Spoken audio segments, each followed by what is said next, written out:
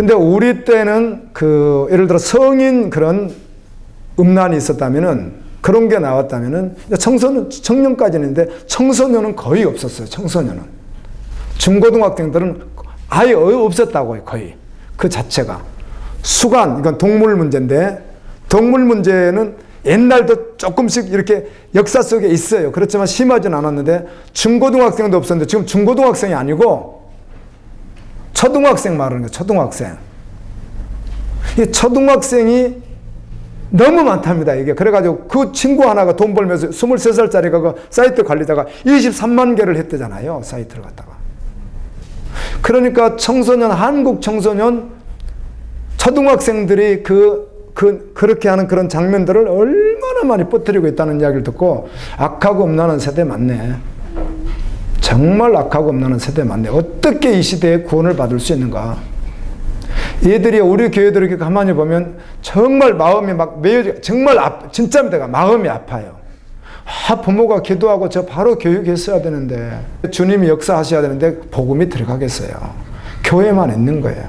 이미요 10년 전에, 아니라 20년 전에 우리는 다 예측했지만 10년 전도 저도 계속 부르짖고 깨어났다는 이런 박성은 데이비드 사이 젊은 세대들 관리하는 모든 사역자들은 동일하게 교회에 있는 수만의 학생들은 대부분 다 지옥 가기로 다 결정나는 것처럼 다 앉아 있다는 거예요.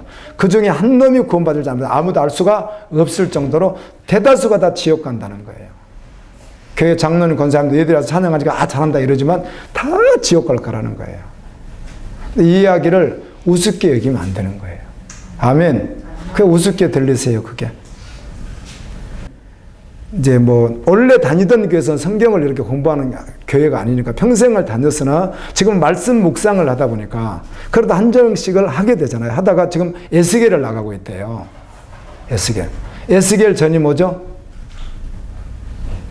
에레미야 애가. 그 앞에가 뭐죠?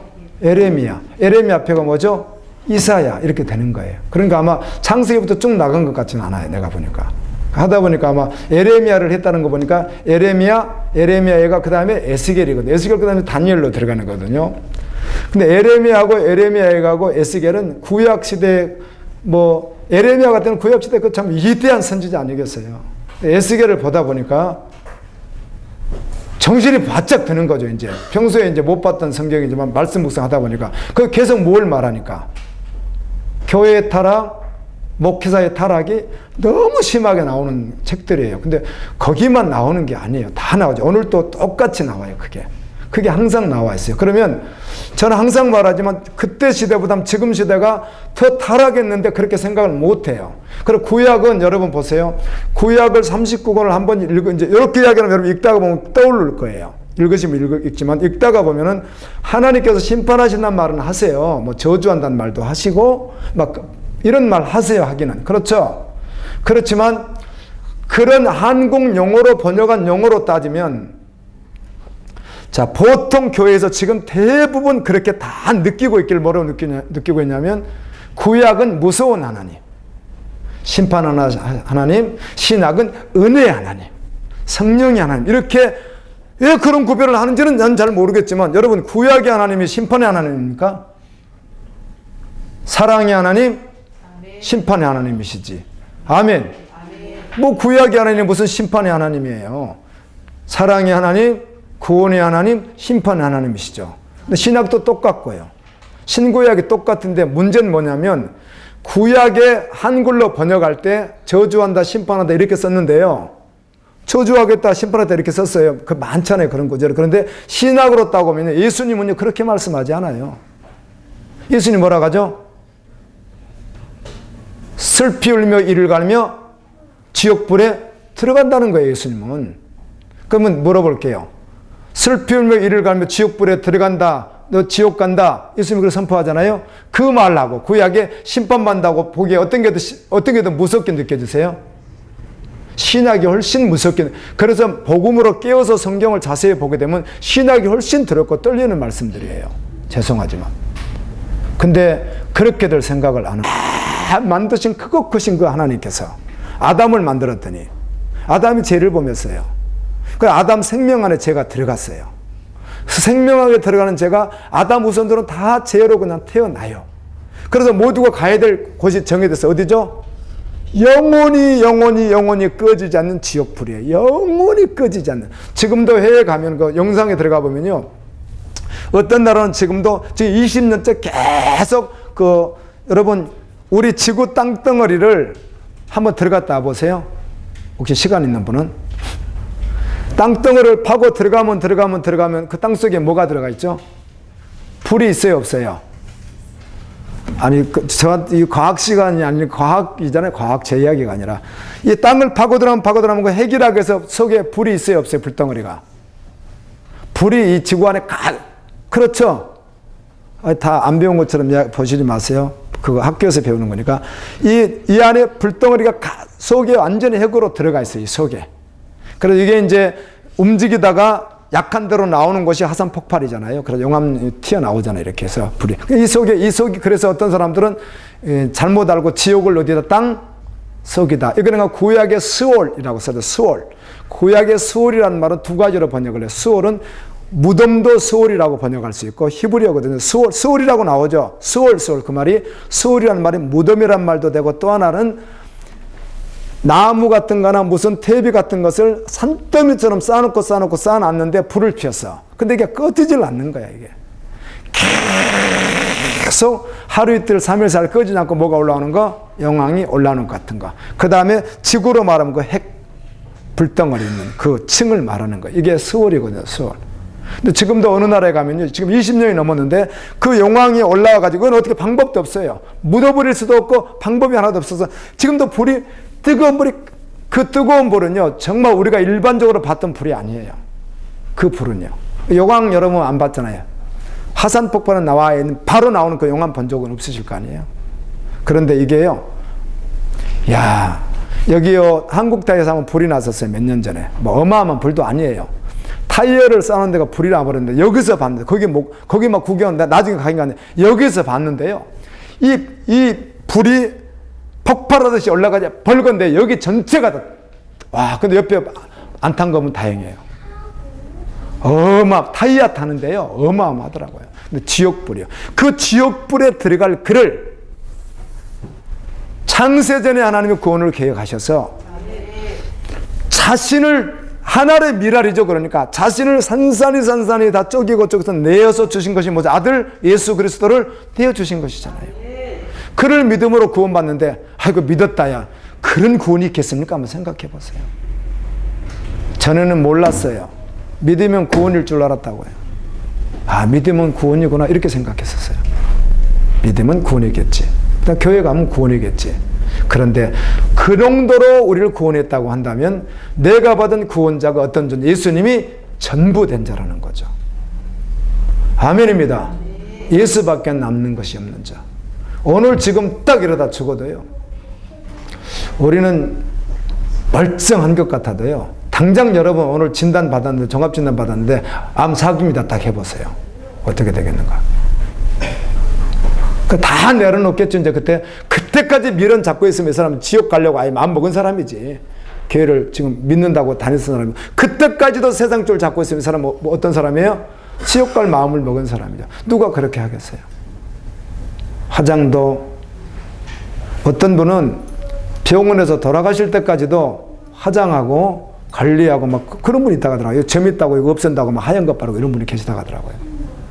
개념 없는 분이죠. 그것도 권사가 그런 분이 있어. 내가 누가 가르쳐서 자기 시어머니가 그랬대요. 개념 없는 거죠, 그거는요.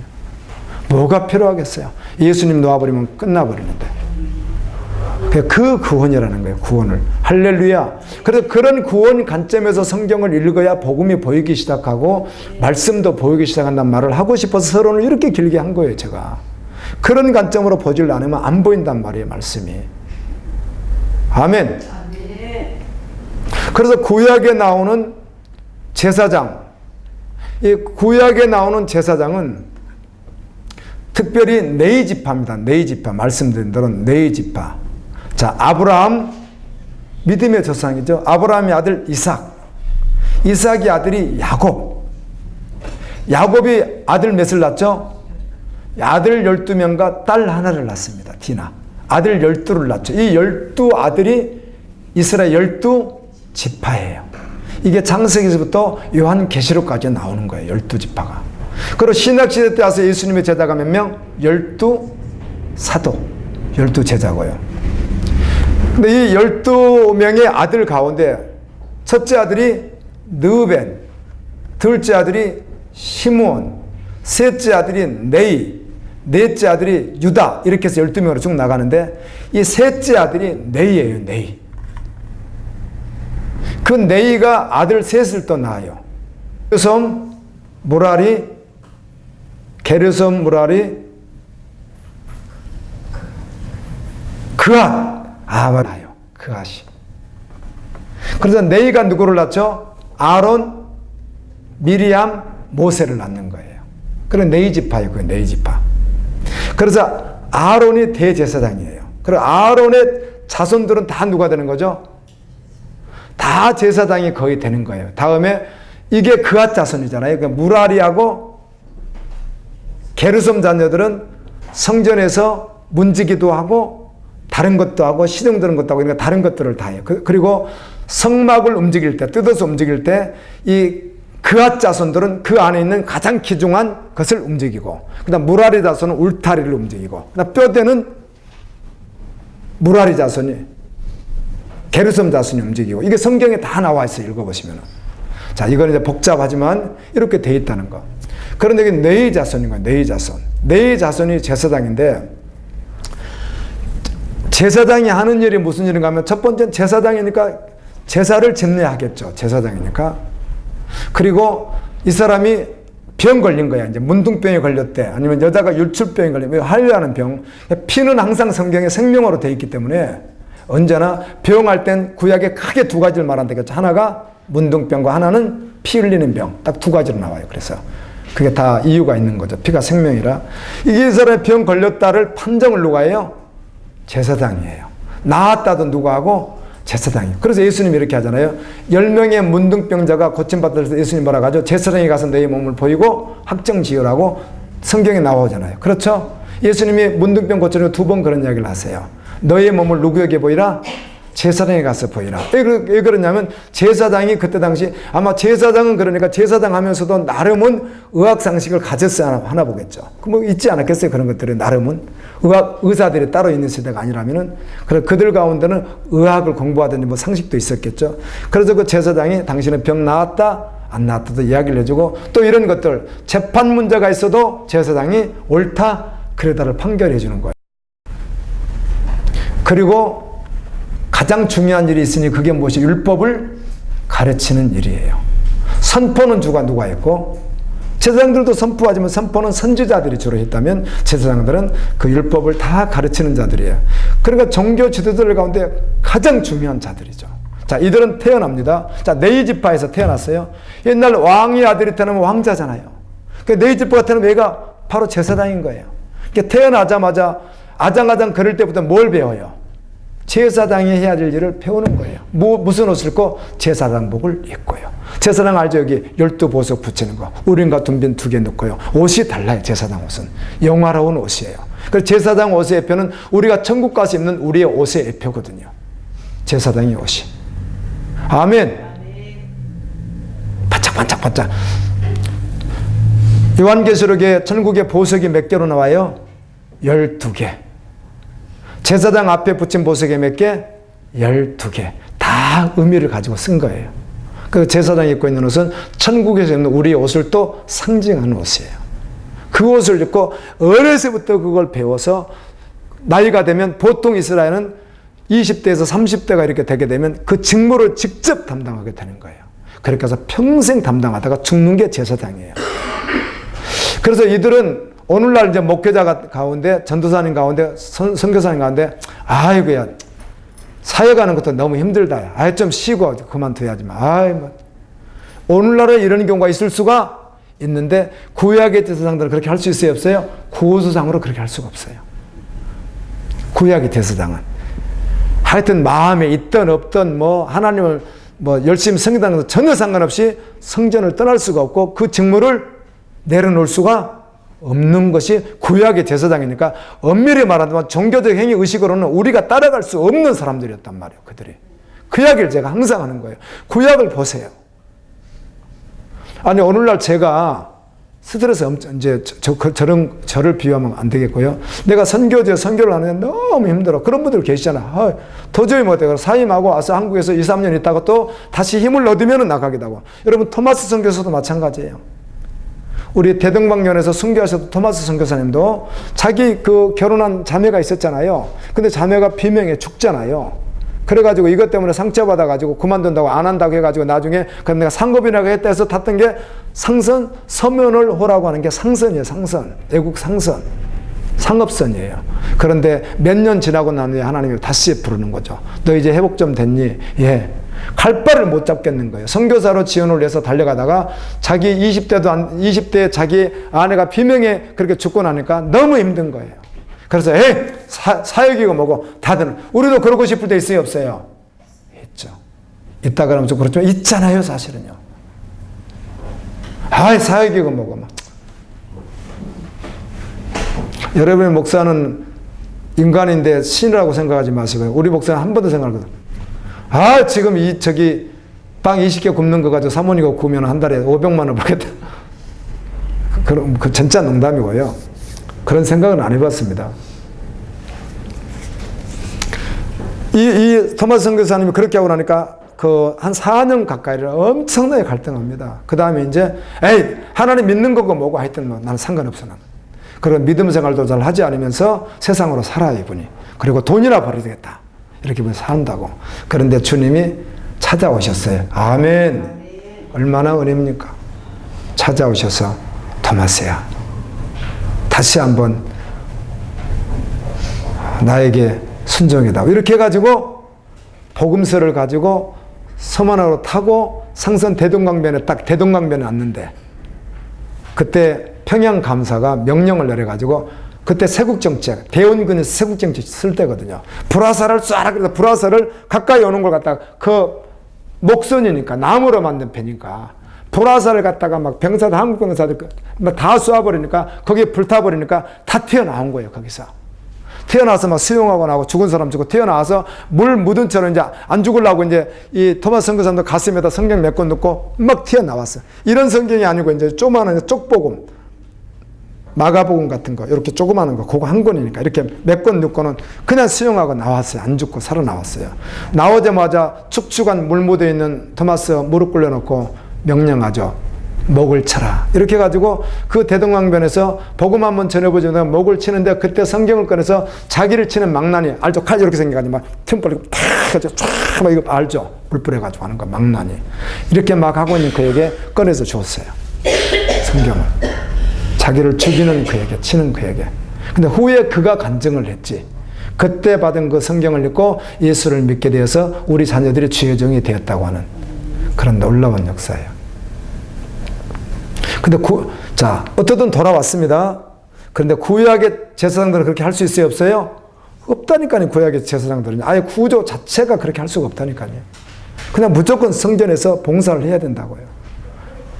그런 그들에게 하는 말씀이에요, 성경이. 아멘. 그런 그들에게. 그럼 그게 오늘 2장 1절부터 9절까지 말씀이에요. 근데 1장에서도 1장 얘기를 한번 봅니다. 1장 6절 한번 읽습니다. 1장 6절 시작. 여기서도 시작하거든요. 1장 6절. 내 이름을 멸시하는 제사장들아, 나 만군의 여호와가 너에게 이르기를 아들은 그 아버지를 종은 그 주인을 공경하나니 내가 아버지일진데 나를 공경함이 어디 있느냐? 내가 주인일진데 나를 두려움이 어디 있느냐? 하나 너희는 이르기를 우리가 어떻게 주의 이름을 멸시하나이까 하는도다. 보세요. 하나님이 하는 말이 너희들 왜 내 이름을 멸시하느냐? 그러면 하나님 이름 멸시하면 하나님도 그들을 어떻게 하는 거죠? 멸시하고 멸망시키거든요. 하나님 우리가 언제 하나님을 멸시했습니까? 이렇게 하는 거죠. 너희가 나를 두려워함이나 나를 경외함이 어디 있느냐? 정말 전적으로 여호와를 경외하고 여호와를 두려워하고. 저는 이런 소망이 여러분에게 있어요. 여러분에게 믿습니다, 믿는다고 달려가는 것보다 더 은혜로운 것이 있다면 정말 주님을 경험하는 거예요. 살아계신 주님을. 아멘. 그 경험은 뭐 감정적으로 무슨 뭐 이런 거 말하는 게 아니에요. 여러분 정말 영이 아주 냉정하게, 아주 진지하게. 아멘. 이걸 나무라고 아는 것처럼 정확하게 하나님을 하나님 되심으로 정확하게 인지하고 정확하게 그분에게 엎드려지고 그렇게 은혜로 계속 걸어가다 보면 지금은 보이는 것 같지 않고 잡히는 것 같지 않겠죠. 욥이 고백했듯이. 그런데 그렇게 걸어가면 하나님이 나야 하고 반드시 어때요? 우리가 만나고 싶어 한다고 하잖아요. 지금도 말씀으로 만나려면 정말 그렇게 직접 만나버리는 그런 경험을 끊임없이 하고 살아갈 때 누가 그 사람 흔들 수가 있겠어요? 아무도 흔들 수가 없죠. 여호와 경외하면서 떠날 수가 없는 거죠. 그냥 나 정도 믿습니다가 아니라 정말 경험하는 거예요. 끊임없이 하나님. 아멘. 적어도 우리 갈보리 교회 지체들은요, 오늘 한 시간만, 이 시간만 딱 정신을 차려도요, 66권이 다 들어와요. 10곳, 100곳, 1000곳 어떤 훈련이 아니라도 오늘 한 시간만 정신 차려도 다 말씀에 하나님께서요. 여러분 처음 듣는 말이 아니니까. 아멘. 여러분이 아닌 어떤 처음 여기서 들어야 되는 분이 있다면 혼동할 수 있어요. 뭘까 그런데 적어도 여러분들은 지금 수없이 들어왔기 때문에 무슨 말인지 안다고요. 이 말씀만 정확히 한번 써보세요. 너희 나 멸시하니?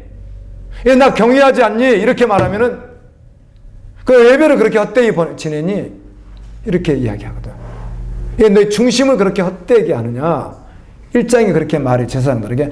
그 말씀 가지고 더 덧붙일 것도 없고 뺄 것도 없어요. 그 앞에서 나를 정확히 들여다보면 주여 불쌍히 여겨주옵소서. 주께 엎드리게 되고 주님의 은혜를 구하게 되고. 아멘. 주님 내가 무엇을 하오리까? 내가 누구를 보낼까? 주여 나를 보내소서. 이사야가 고백했대. 주님 저는 이럴 때가 있습니다. 목사지만 저는 직업이 분명하잖아요. 목회하면 되잖아요. 그럼에도 불구하고 주님 뭘 어떻게 할까요? 묻고 싶을 때가 있는데 말씀을 정말 붙들고 여호와를 정말 경외함으로 기도하는 자리에서 주님 내가 사역을 어떻게 인도해 갈까요? 정말 정직하게 그렇게 물을 때 주님이 일하시고 은혜를 주시는 분이에요. 지금도 끊임없이 그런 마음이 있어요.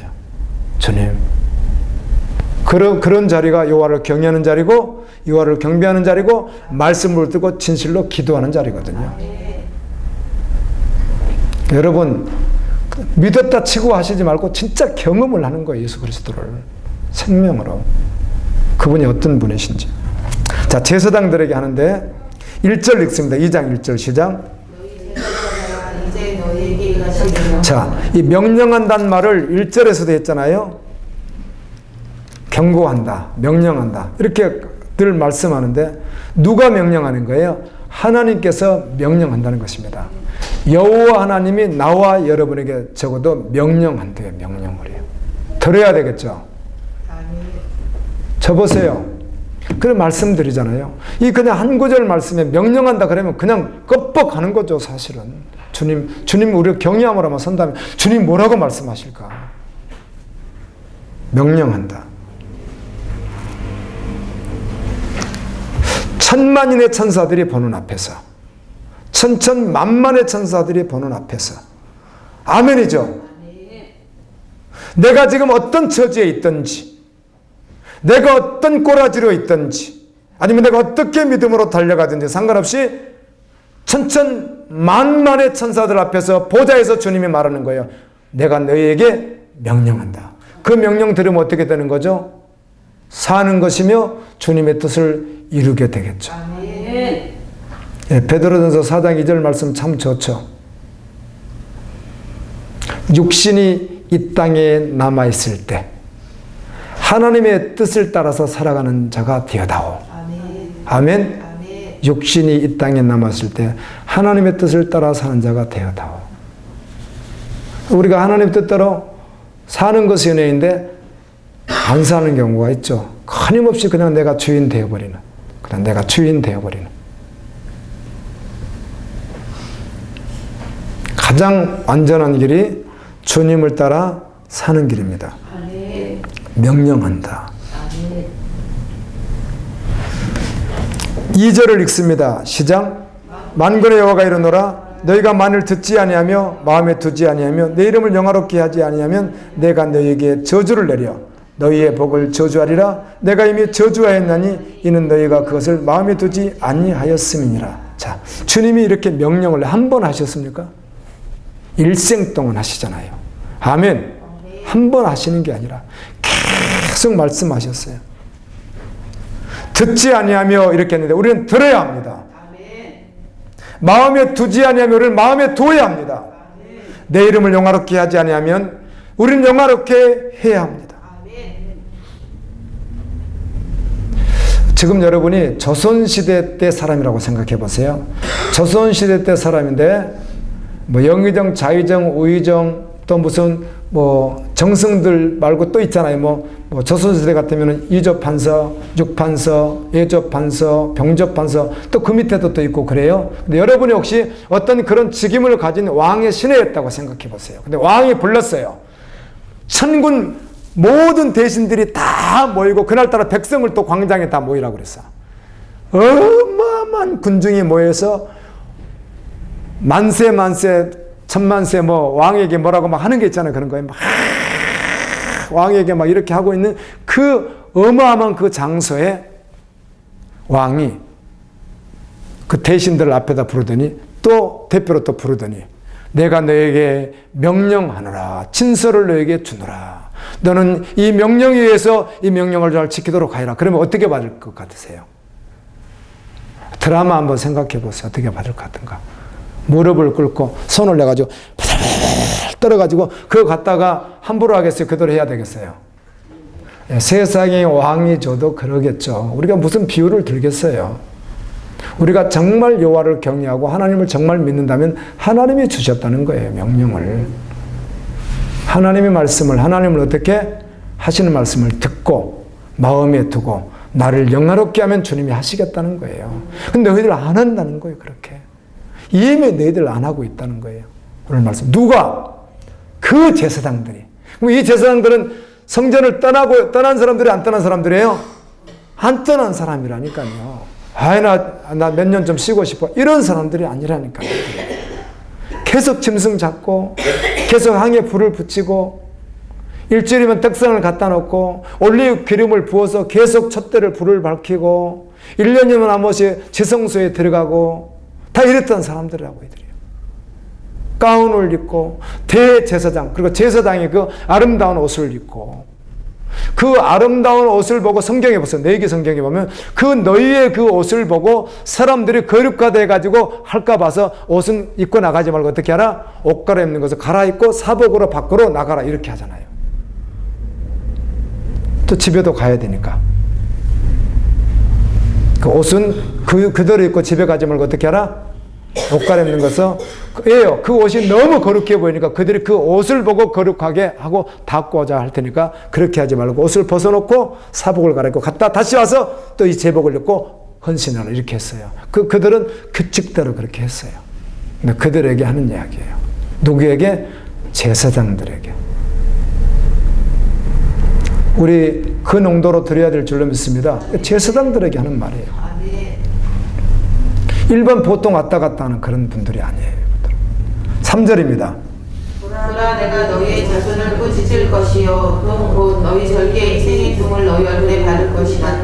너희가 그것과 함께 제하여 보내고 하리라. 너희뿐만 아니라 너희 자손들도 꾸짖으시라 이렇게 하시잖아요. 여러분 한 사람의 책임이 얼마나 큰가도 믿음으로 보세요. 아멘. 경건한 우선을 두는 게 얼마나 복인지 모릅니다. 그리고 똥은 짐승들을 예루살렘에 하나님께 드리려고 가지고 오니까 짐승들이 똥을 다 싸놓으니까 그 똥 말하는 건데 그 똥을 얼굴에 바릴 것이라. 그것과 함께 제하여 버리라고 했는데 이 뜻입니다. 이 뜻이에요. 근데 뭐 그때나 지금은 우리는 다 알아들어요. 사람 똥을 하죠. 근데 어른도 뭐 잘못하다가 노인들도 또 싸잖아요. 근데 그 똥을 쌌어요. 싸서 집에 있어요. 그게 방에 있다고. 아니면 벽에 붙었어요. 아니면 어디 있어요. 이렇게. 그러면 그 똥을 그냥 놔두고 살 사람이 내가 움직이지 못하지 않는 한 그걸 누가 놔둡니까? 당장 치워버리지 그거를. 여러분은 방 한가운데다가 똥 싸는 거 놔두고 하루 종일 사는 분 계세요? 당장 치워버리잖아요. 그리고 똥은 치워서 어떻게 하는 거죠? 내버려버리는 것이 그 똥을 귀중히 여길 사람이 누가 있습니까? 똥을. 내버려버리는 거지, 그냥. 시골 같으면 그냥 던져버리든 어떻게 하든지, 안 그러면 화장실에 집어넣어버리든 어떻게 해버리는 것이지, 그거를. 그 냄새 난다고 비누를 싸가지고 어떻게 해서 처리해가지고 잘못 넣으면 또 냄새 날 텐데 그걸 다 버린다는 거. 그와 같이 똥을 버려버리는 것처럼 너희를 어떻게 하리라? 제거해 버리라. 이렇게 하나님 말씀하시는 거예요. 누구에게? 여러분, 이 말씀이 과격합니까? 하나님은 왜 그러셨겠어요? 하나님은 완전하신 분이고, 선하신 분이고, 거룩하신 분이고, 공의 하나님이시고, 사랑의 하나님인데, 우리가 인간이 봤을 때, 하나님 그래도 좀 봐주시죠. 아무리 제사를 좀 그렇게 건성으로 드리고, 또 제사장이라고 하면서 가서 조금 뭐 죄를 좀 짓고 한다고 해가지고, 하나님 너무하시네. 그래도 이 사람들 직업적으로 성전을 떠난 적이 없어. 성전만 있는 사람들인데, 그래서 절대로 성경을 인간적 관점으로 보면 안 된다는 거예요. 하나님은 그냥 하나님이시라는 거예요. 그래서 우리의 모든 검증은 무엇으로만 해야 된다고요? 성경 말씀으로만 해야 된다는 거예요. 그래서.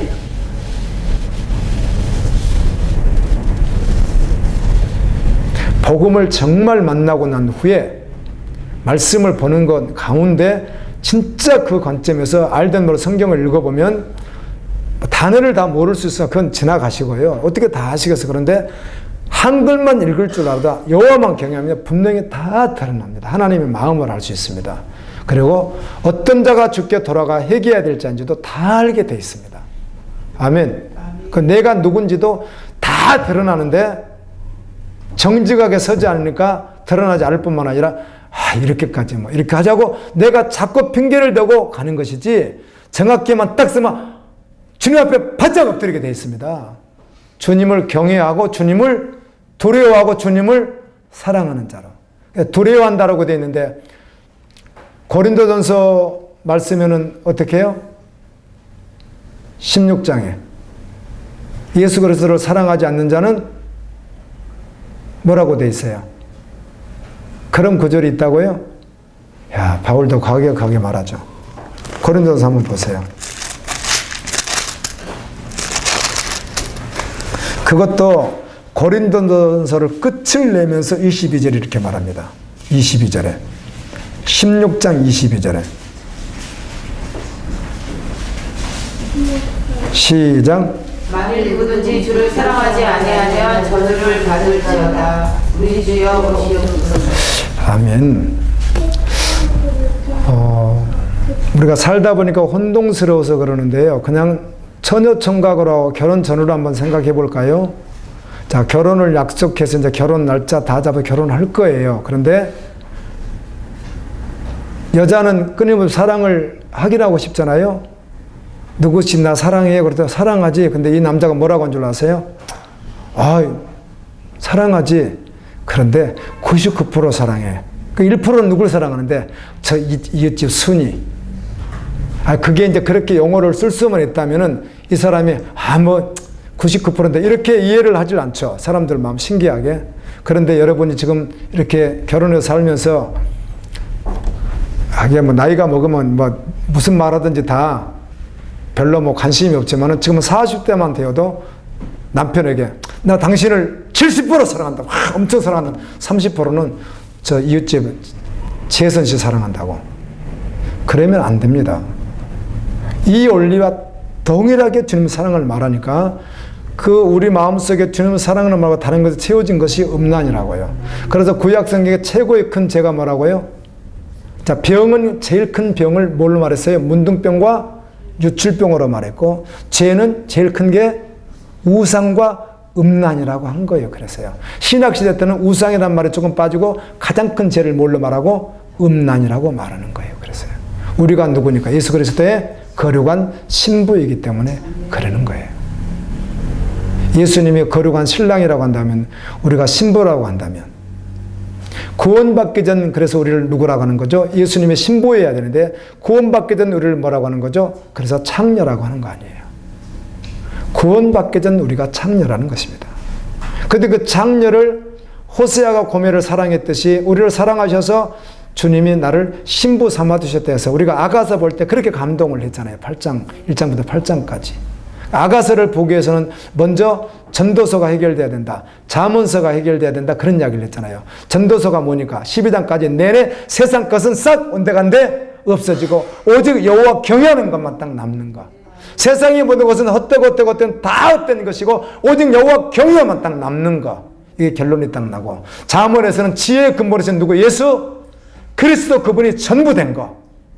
그랬을 때 아가서를 딱 열면 거룩하신 예수 그리스도와 거룩한 신부된 술람매인가. 그래서 8장 내내 단 한 번도 부정적인 말이 거의 나오지 않아요. 딱 8장 끝날 때 아멘 주 예수여 오시옵소서 바로 전에 내가 전에는 어때요? 좀 멸시도 당했고 이랬단 이야기 한 구절 딱 있고 나머지 전부가 다 사랑의 노래에서 세려 하시림이란 말이 시려 하시림이란 말이 노래 중에 영원히 최고의 노래다. 그 뜻이 아가서예요. 시려 하시림. 아멘. 그렇게 신부라는 겁니다. 신부. 그 주님이 똥과 함께 제하리라. 이걸 갖다가 주님 너무하시면 이렇게 하면 안 된다는 거예요. 그러니까 하나님은 하나님이시니까. 4절부터 6절까지 읽습니다. 시작. 내가 이 명령을 너희에게 내릴 것은 너희가 세운 나의 언약이 항상 있게 하려 함인 줄 알리라. 너희가 세운 나의 언약은 생명과 평강의 언약이라. 내가 이것을 그에게 준 것은 그로 경외하게 하려 함이라. 그가 나를 경외하고 내 이름을 두려워했으며 그의 입에는 진리의 법이 있었고 그 입술에는 불의함이 없었으며 그가 합평함과 정직함으로 나와 동행하며 많은 사람을 돌이켜 죄악에서 떠나게 하였느니라. 만군의 여호와가 이르노라. 내가 이 명령을 너희에게 내린 것은 너희에 세운 나의 언약. 너희 이야기했죠. 너희가 누구라고요? 아브라함, 이삭, 야곱 셋째 아들인 너희라고 했잖아요. 그 너희가 첫 번째 제사장 계열로 이제 그 너희의 후손이 아론 시작하니까. 그래서 너희를 말하는 거예요. 12지파 가운데. 제사장 지파니까. 너희에게 세운 언약이 있었다는 것이죠. 그 언약은 무슨 언약이에요? 생명과 평강의 언약이라는 것이에요. 여러분, 하나님이 우리에게 두신 약속은 생명과 영원한 생명과. 왜? 우리가 지옥과 사망에 빠져 있었던 영혼이니까 그리스도로 말미암아 생명을 얻고 그리고 그 생명 안에서 평안을 영원히 누리는 언약이었다는 것이죠. 진짜로 믿을 때 완전한 평강을 누리게 되는데 말씀에 순종함으로. 아멘. 여호와의 말씀을 들음으로, 여호와의 말씀을 가슴에 담음으로, 여호와를 영화롭게 함으로 생명을 가진 존재가 돼요. 할렐루야. 아무도 나를 정죄할 자가 없는 거죠. 그리고 하늘부터는 안헛된 하늘부터는 평강이 그 심령 속에 있다는 것입니다.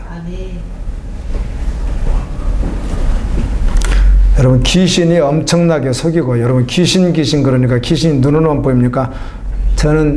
저는 이렇게 하니까 또 여러분이 오해할까 봐서 그러는데요. 귀신이 여러분 따라 붙어가지고 여러분 죽이려고 불가운데를 물가운데로, 물가운데가 뭐예요? 옛날에는 어디로 들어가면 죽어요? 물속으로 들어가면 죽고, 또 들어가면 죽어요? 불속으로 들어가면 죽고, 높은 데 뛰어낼 수 있으면. 요즘에는 어디로 들어가요? 자동차 바퀴 안으로. 이게 얼마나 사고 날게 많습니까? 나가면 바로 붙이면 죽어요. 귀신이. 경우에 따라 주님이 구원해 주시기도 하지만 귀신 들린 자가 여기 와가지고 우리 교회 와서요 한 1년을 있었어요. 교회는 다니진 않았지만 그래가지고 여기 중앙교회 가서 대예배 때 불내려버리고 저쪽 가가지고 대예배 때 불내려버리고 석계틀을 날아가지고 30대 아줌마가, 우리 집사님은 아실 거예요. 지금 니집을 지었던 자리 거기 빌라 사는데, 근데 그 집에 갔더니 남편은 귀신 들려서 곱추가 됐어요. 귀신이 그렇게 했어요. 자녀들이 귀신 들려 있어요. 사람들이 봤을 때는 정상이죠. 사람들이 봤을 때. 근데 귀신이 딱 잡았어요. 근데 이 여자를 귀신이 잡았는데 어디 가서 있질 못하는 것도 귀신 들렸으니까. 그래가지고 여기 교회를 들어왔는데 그냥 교회 이렇게 오니까 뭐 불쌍하더라고요. 너무너무 불쌍해요. 30대 주부인데 이렇게 생각이 이렇게 활발하게 이렇게 다니는데 너무 불쌍해요. 이분이 유아교육과 공부도 하시고 그런 분인데 너무 불쌍한 거예요. 근데 내가 신방 갔다 오면 그때 문을 24시간 열어놨거든요. 열어놨더니요, 앰프 가져가고, 신디 가져가고, 여기 음향기 가져가고, 하여튼 열어놓을 때마다 다 가져가 버리더라고. 그래서 어쩔 수 없이 잠그는 거예요. 여러분 이거 다 들고 갑니다. 이거 다 떼갑니다. 이거 다. 이제 나중에 여기까지 들고 갈지 몰라. 하도 잃어버려가지고 이제 잠그게 됐는데, 그때 열어놨을 때거든요. 내가 신방 갔다 와서 기도하러 여기 올라오잖아요. 그럼 여기다 종이를 찢어서 뭐라고 하냐. 이 종이를 만지는 자는 저주를 받을지어다. 그러다 찢어서 써놨어.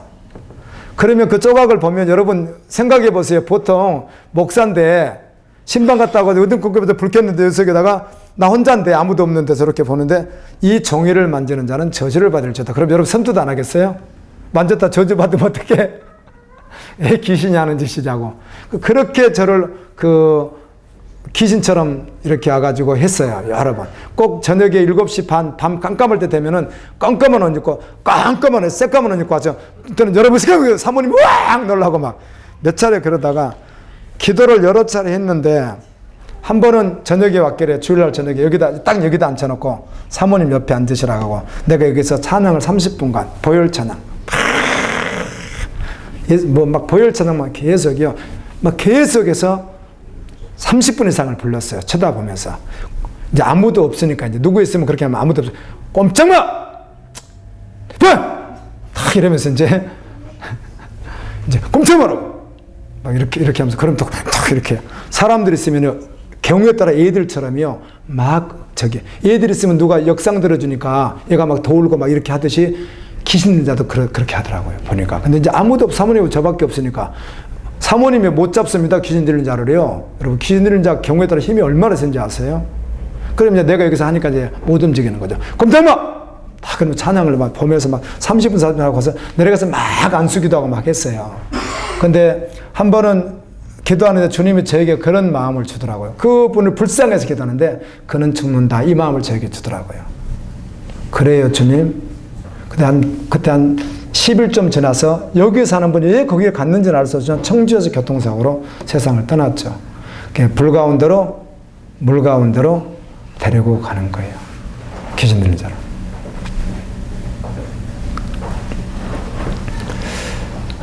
여러분, 믿는 자에게는 하나님의 평강이 있습니다. 여러분, 귀신이 따라붙어서 괴롭혀요. 예수 믿는 사람의 귀신이 들어온가 안 들어온가 하는 것을 어떻게 신학적으로 규명할 것인가 하는 문제가 있습니다. 진짜 믿는 사람이 들어갈 수 있는가 하는 문제죠. 이 말은 거론하지 않겠습니다. 그래서 제가 따로 그건 나중에 따로 그 장르만 가지고 해야 돼요. 이렇게 말하면 이쪽으로, 이렇게 말하면 이렇게 되니까. 그러나 어떤 민자도 귀신이 계속해서 공격하고 괴롭힐 수 있나요? 그건 다 동의하지, 당연히. 그건 당연히 다 동의하죠. 귀신에게 휘달리는 사람처럼 불행한 사람이 어디 있습니까? 귀신을 어떻게 해야 되는데? 대적하고, 이 사단아 떠나가라고 해서 대적하고, 귀신 자체를 그냥 아주 우습게 여기고, 귀신을 그냥 막 명령 내리고 해버려야지. 귀신을 갖다가. 귀신에게 잡혀서 막 돌아다니는 사람들 보고 얼마나 불쌍하겠어요. 주님 앞에 나가면 그렇게 하는 것도 하나님이 허용해야만 하는 것이에요. 아멘. 그래서 하나님이면 다 끝나는 거예요. 예수님이면 다 되는 거예요. 그래서 그 앞에 있으면요. 주님이 다 허용을 하기 때문에 그것도. 구약에 전쟁하는 것을 하나님이 다 허용했어요, 안 했어요? 바벨론이 공격하는 거, 아수르가 공격하는 거, 에돔이 공격하는 거, 모압이 공격하는 거 다 하나님이 허용하잖아요.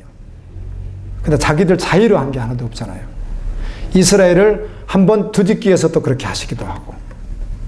그래서 그때 누가 구원받냐면 남은 자가 구원받는 거예요. 그때 신실로 돌이키는 자들이 구원받는 거예요.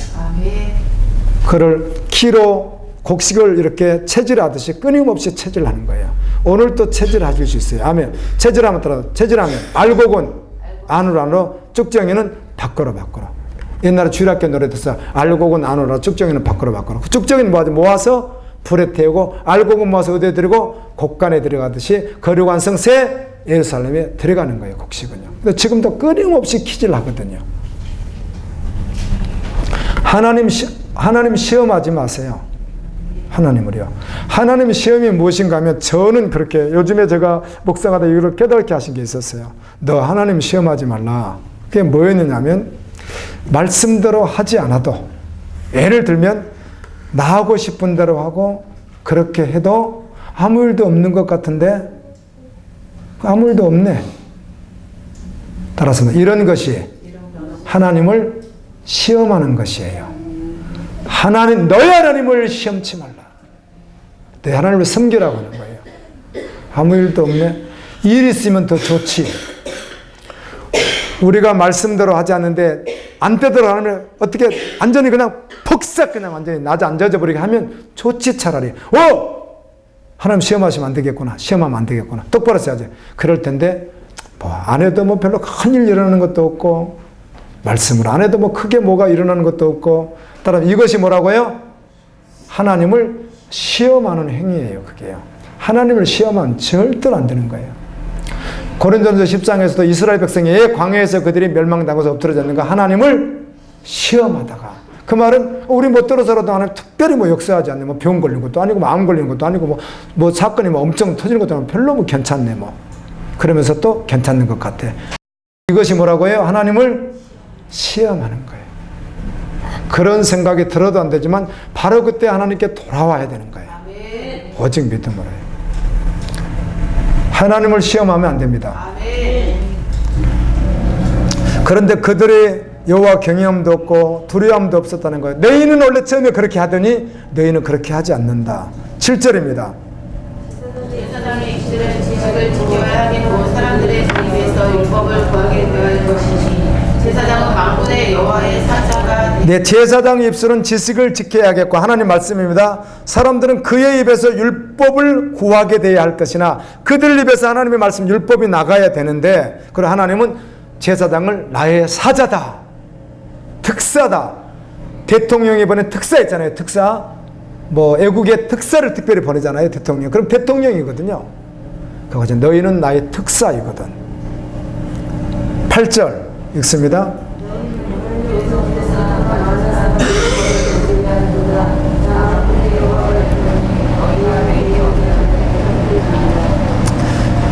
너희는 옳은 길에서 떠나 많은 사람을 율법에 거스르게 하는도다. 나 만군의 여호와가 이르노니 너희가 내 언약을 깨트렸느니라. 자, 제사장들이 뭘 해요? 율법을 가르치는데 그 가르침이 어떻다는 거죠? 말씀이 변질됐다는 것입니다. 아멘. 빗나갔다는 것이에요. 복음이 아니라는 것이에요. 말씀드린 대로 3번 필사를 하고 성경 3번 필사가 어렵다니까요. 교회에서 목사님들이 1월달에 필사라고 해가지고 막 독려하는 경우가 있거든요. 필사를 일생에 3번을 하고 성경을 40번 읽었는데 전혀 복음을 모를 수가 있다니까요. 왜요? 그렇게 할 때 주님이 그에게 은혜를 주셨으면 좋은데 예를 들면은 배우기를 제사장들이 가르치는 율법 성경을 잘못 배웠고 이 사람이 그래 복음은 없으니까 봐도 안 보이는 거예요. 이게요. 그렇게 되는 거예요. 그런 사람들도 수두룩하죠. 그러니까요. 한 번을 보았을지라도 복음을 만나고 여호와 경외함으로 아멘입니다. 정확한 율법을 가지고 복음을 가지고 보았더라면 한 번을 봐도 하나님 말씀을 무슨 말인지 알겠지만 40번을 읽고 3번을 필사했어도 복음을 잘못 들었고 잘못 배웠고 주님이 또 열어주지 않았을 땐 봐도 안 보이는 거예요. 복음이 그냥 하는 거예요. 그게 종교행위예요. 그게 종교행위. 종교행위는 기독교만 있겠어요. 8만 대장경을 쓴 사람도 있는데요. 그 이야기 하는 것입니다. 그 이야기. 9절입니다. 너희가 내 길을 지키지 아니하고 율법을 행할 때 사람에게 치우치게 하였으므로 나도 너희로 하여금 모든 불성 앞에서 멸시와 천대를 당하게 하였느니라 하시니라. 치우치게 했다. 그래 말씀이 바로 율법이 바로 복음이 바로 증거되지 않았으니까 그 받는 자들이 어떻게 했겠어요? 자신들은 열심히 하나님을 섬긴다. 여호와를 열심히 경외한다. 열심히 예비한다는데 그게 다 어떻게 돼 있다고요? 치우쳐서 잘못 가고 있다는 이야기야. 곁길로 가고 있다는 거예요. 그래서 장님이 장님을 인도하면 같이 빠지는 것과 같이 너희가 그렇게 했으니 잘못 가고 있다는 거예요. 많은 사람을 잘못 가게 한다는 거예요.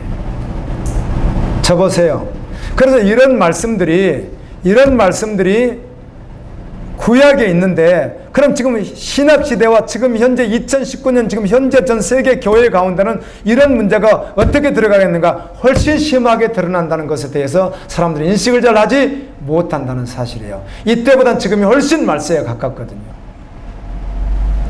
그러나 한 가지 분명한 사실은 유럽이 몰락해 가고 한국 교회가 아무리 몰락해 가는 것 같고 아무리 그래도 하나님의 창세전에 세우신 구원 계획과 하나님의 창세전에 세우신 하나님의 계획은 절대로 아무도 그르칠 수도 없고 아멘 방해할 수도 없고 막을 수도 없게 하나님은 완전하게 이루어 가시고 하나님은 완전히 승리자이시고 아멘. 그 가운데 우리가 이런 말씀을 통해서 세상이 그럴 때 불쌍히 여기고 여러분 롯도 마찬가지라고 하잖아요. 롯도 소돔과 고모라의 제약을 보고 어떻게 했다고 가슴이 심령이 상했다고 했잖아요. 성경에 신학생이 그렇게 고백하죠. 심령이 상했다. 또 에스겔 9장에 보게 되면 이스라엘의 이 정말 종교적으로 완전히 타락해서 멸망당하는 정말 지옥 가는 이들을 바라보면서 어때요? 회개하며 울며 기도하던 자들에게는 어떻게 하라? 이마에 사인을 하라. 인을 쳐주라. 아멘. 하나님 이름 어린 양 이름을 치라. 그리고 교회에서 나와 있잖아요. 어린아이부터 처녀, 총각, 장로, 권사, 목회자, 선교사 다 죽여나갈 때 이마에 하나님의 인을 친 자들은 어떻게 하라? 살려두라. 여리고성에 기생 나합의 집에 빨간 줄이 매달려 있었고 그 가정을 살려주는 것 같이 그들은 살려주라 이렇게 돼 있습니다. 우리는 어디에 들어가면 되는 것이죠? 상한 심령으로 이 영혼들을 위해서 기도하고 아멘 내 믿음을 지키고 달려가며 그리고 하나님의 꿈은 이런 것에 대해서 실망하지 않고 세상이 어떠하든 불쌍히 여기며 끝까지 복음 전하며 달려가는 믿음의 정도를 되기를 예수님의 이름으로 축원합니다. 우리 같이 한번 기도하실 때 하나님 정말 끊임없이 말씀 듣고 끊임없이 주님 말씀 주시는데 분명하게 말씀해 주시는데 우리는 구약의 제사장들도 아니고 신약의 교인들인데 이들은 제복을 입고 이스라엘에 하나밖에 없는 그것도 후에 해당이나 산당은 있었지만 예루살렘 성전은 하나밖에 없었는데 그 하나밖에 없는 그곳에서 이스라엘 전 백성을 대표해서 살아가야 했던 제사장들이 이만큼 타락했다면 오늘날 이 시대는 얼마나 타락했을까? 우리의 믿음은 완전한가? 그런데 믿음은 노력으로 힘써서 구원받는 것 아니라 믿음으로 구원받습니다. 아들을 내어두신 그 사랑으로 구원받습니다. 하나님의 세상을 이처럼 사랑하사 독생자를 주셨으니 이는 저를 믿는 자마다 멸망치 않고 영생을 얻게 하려 하심이니라. 믿으면 구원받습니다. 주님 오늘도 주님 앞에 나아갑니다. 2절에 주님 명령을 들으라고 하시면서 내 말을 너희들 들어라. 내 마음을 내 말씀을 너희 마음에 두어라. 그리고 내 이름을 영화롭게 해다오. 너희에게 세운 생명의 언약 평안의 언약을 너희에게 준다. 아멘입니다. 주님 믿음으로 받고 또 믿음으로 나아가는 여러분 되었으면 좋겠습니다. 여러분과 여러분 가정과 여러분의 자녀들과 그리고 우리나라와 열방을 위해서 다 같이 한번 기도하는 시간 갖습니다. 기도하시겠습니다. 거룩하신 하나님